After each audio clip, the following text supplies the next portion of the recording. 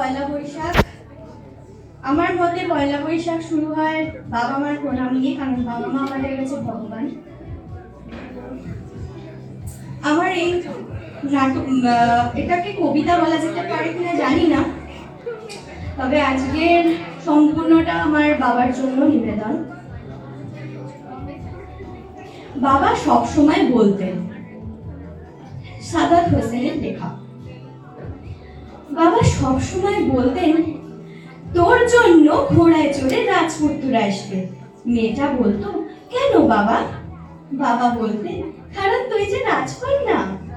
মেয়েটা বলতো, আমার বাবা কি তবে রাজা? সত্যি সত্যি রাজা? বাবা হাসতেন আর তারপর বলতেন, এমন রাজকন্যা থাকলে তার বাবা না হলে কি হয়? মেয়েটা বলতো, ও তুমি তাহলে সত্যি সত্যি রাজা? বাবা হাসতেন এবং তারপর তার ছোট্ট পরি মেয়ের গাল চেপে ধরে বলতেন, মা। বাবা জ্বরে ডুবে আছেন। ছোট্ট পরির মুখ ভার। সে দরজার আড়াল থেকে দেখে সারা রাত জেগে মা এখন নিঃসারে ঘুমোয়। রাত জুড়ে কত কি, কপালে জলপটি অবধি। আচ্ছা, জলপটি দিলে কি হয়? জ্বর ভালো হয়ে যায়? ছোট্ট পরি মন খারাপ। ছোট্ট পরি মেয়ে বাবার গা ঘেঁষে দাঁড়ায়। এই বাবাটা কেমন যেন ধূসর, শুকনো মুখের মানুষ। বাবার কি খুব কষ্ট হচ্ছে? খুব কষ্ট। পরি মেয়ে তার বেনি করা চুলের ফিতে খুলে ফেলে, তারপর বেসিনের জলে ডুবিয়ে নিয়ে বাবার কপালে বেঁধে দেয়। বাবা চোখ মেলে তাকান, ঠিক যেন আয়নায় তার চোখ। টুকটুকে লাল ফিতে তার কপাল জুড়ে। পরি মেয়েটা বড়দের মতো করে বলে, রাজামশাইয়ের কি জ্বর কমলো তাহলে?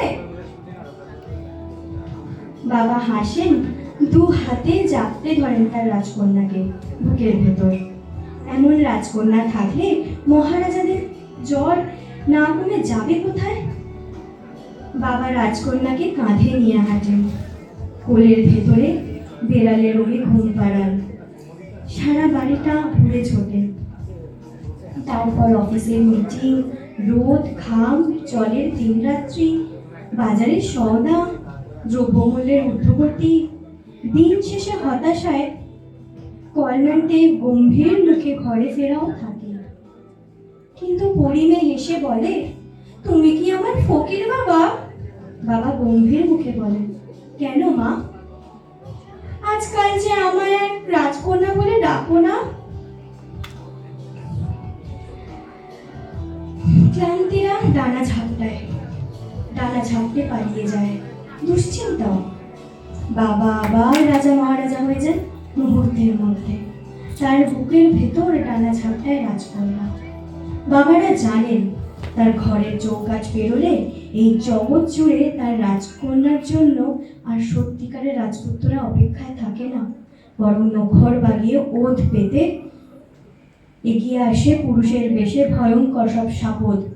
হয়তো তাই পৃথিবীর সকল বাবাই তার বুকের ভেতর আজীবন রাজকন্যাদের পুষে রাখতে চান। তাই হয়তো জগৎ জুড়ে সকল মেয়ে বুকের ভেতর ফিসফিসিয়ে বাজে, I am a princess, not because I have a prince, but because my father is the only king.